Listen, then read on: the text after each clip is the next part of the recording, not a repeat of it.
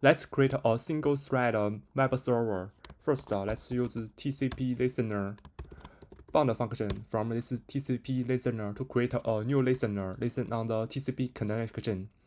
And in this bound function, we will pass the IP address is 127.0.0.1 and the colon. After colon is a port we will listen on. So we give it a port 7878.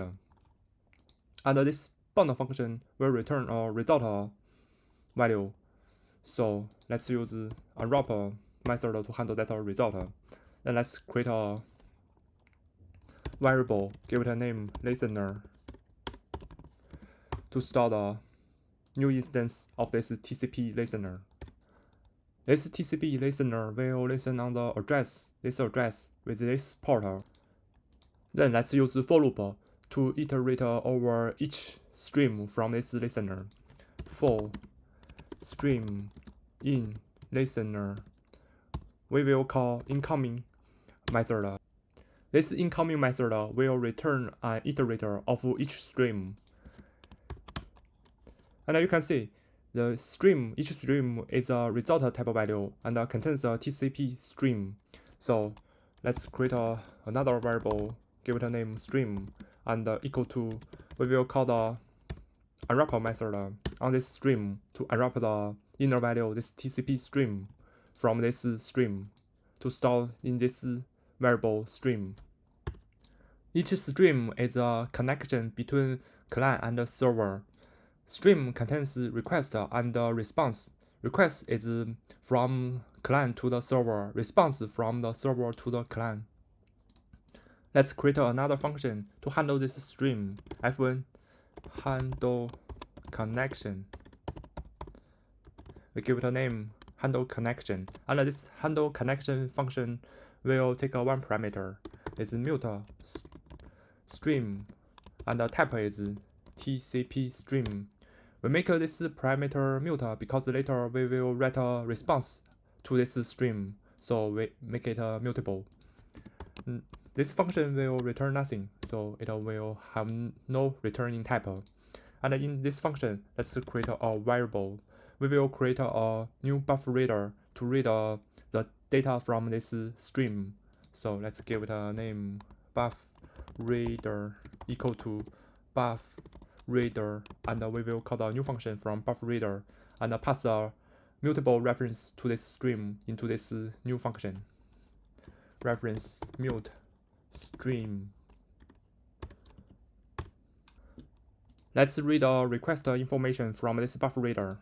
Let's create a variable http request, give it a name http request equal to buff reader. We will call the length method on this buffer reader. It will return an iterator. This iterator will contain each line of this request information from this buffer reader, and each line will be in the result. So let's call the map method, and this map method will take a closure.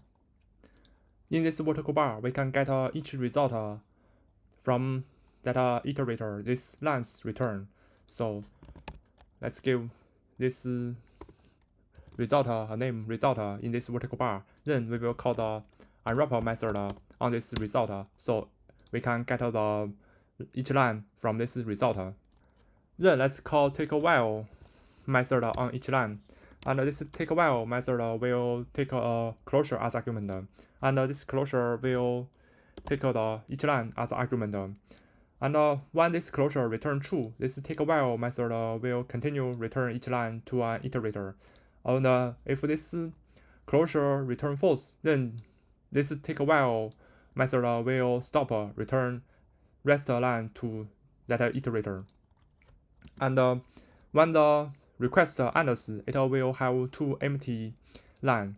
So we call the is empty method on each line. When this line is empty, this is empty method will return true. So we want this line is not empty, this take a while continue. And when this line is empty, this take a while stop. and we will add a exclamation marker before this line that is empty. So when this line is not empty, it will be true. When this line is empty, it will be false. Then we will call the collector method and turn that iterator contains each line to a vector. And we need to give this HTTP request a type annotation. We give it a vec, and in this angle brackets we give it a underscore. So the inner value in this vector type will decided by compiler. Then let's just print out this HTTP request, double quotation mark, curly brackets,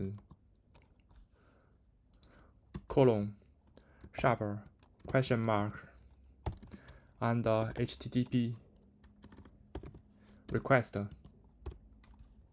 And in this for loop, let's call this handle connection and pass this stream into this handle connection function as argument.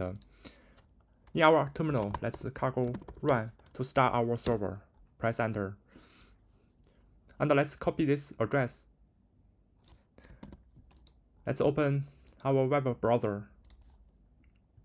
In this web browser, let's paste this address and press enter. And let's go back to our Visual Studio Code. You will see it will print out HTTP request content in our terminal. And we will mainly focus on the first line of this request information. This get is a request method. There are other request methods like post, delete, put, and this slash is request URI, and this HTTP slash 1.1 is a HTTP version the client is using. Let's write a response to the stream and send that response to the client. Let's remove this print line. First line of the response should be the status line. So let's create a variable, give the name status underscore line equal to. And this string first status line should be the HTTP version. So HTTP /1.1. Then the status code 200. This 200 means OK. Then reason phrase OK. The message body, we wanted to send a HTML to client. So in our creator, let's create a new file. Give the name index.html. In this HTML, if you are using Visual Studio Code, we can type a exclamation marker and press enter. It will generate a default template HTML for us. So in this body, let's add a h1. In this h1, we will just write a hello world. And let's go back to our main.is file. Let's use read to string function to read this indexed HTML file. So let's create a variable, give it a name content equal to read to string from this fs, and we passed the file path into this read to string function. Should be the index.html, and this read to string function return result value. So let's use the unwrap method to handle that result value. Let's add this status line and this content together. Let's create a variable response equal to. We will use format micro to add this two string together. Double quotation marker and curly brackets. In this curly brackets, we will put this status line in this curly brackets. Then we will add the \r\n. This means it will start a new line after this. So between this status line and the content, there should be two empty lines. So let's add a \r\n to start a new line. Then we need to add another \r\n. Then we will put this content in the curly brackets. We add this \r\n it will create two new empty line between static line and this content. Let's write this response to the stream. So stream we will use write all method.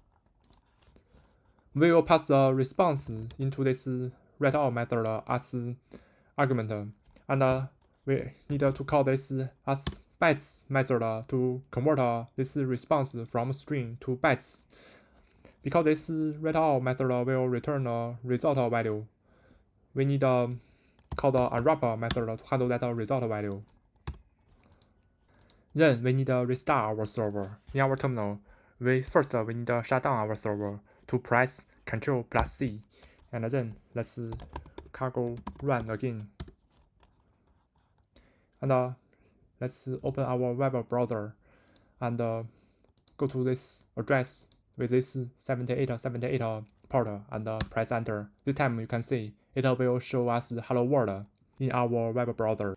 Let's make some change. We just only want user visit request URI is // to show this hello world, and if user visit other request URI, then we will show user other HTML page. We can get the user request URI from the first line of this HTTP request. So we just let's remove this after this line. Let's just only get the first line of the request information from this buffer reader. So let's call the next method to get the first element in that iterator. This lines method will put each line in a result, and this next method will put each result in an option. So we need to call twice unwrap method. First unwrap method will unwrap the value out of option, and second unwrap method will unwrap the value out of result. And we need to remove this type annotation. And you can see this HTTP request type is string. Then let's add a if else block. If this HTTP request equal to first is request method get, and the second is request URI and // and third is HTTP version HTTP /1.1. Then we will run the code. We will copy this code and remove this and paste in this if block. Let's add a else block. If this HTTP request is not this request URI // then it will run this code in this else block.